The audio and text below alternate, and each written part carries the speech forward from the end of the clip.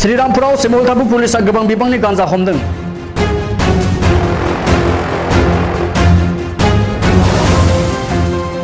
क'क्राझार जिल्लानि गसाइगाव महकुमा श्रीरामपुराव सिमलताबु थानानि पुलिसा उत्तर प्रदेशनि गंसे ट्राकखौ सिग्रोमनानै गोबां बिबांनि गांजा बोखांनो हादों।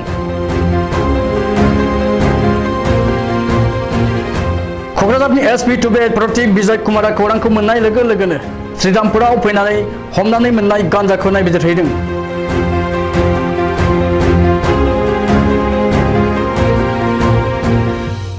पुलिसनि सुलुङाव फोरमायनाय बादिब्ला उत्तर प्रदेशनि रेजिस्ट्रेशन गोनां ट्राक नम्बर UP 12P4447 खौ सिग्रोमनायाव गासै मोन 60 पेकेट गांजानि थफ्ला बोखांनो हादों।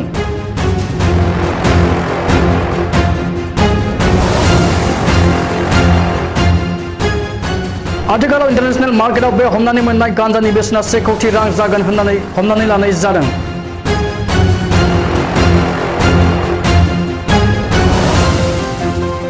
ट्राकनि ड्राइभार राजा सिंहखौ पुलिसा एरेस्ट खालामबाय होननानै खौरांगिरिनि सिगाङाव फोरमायदों।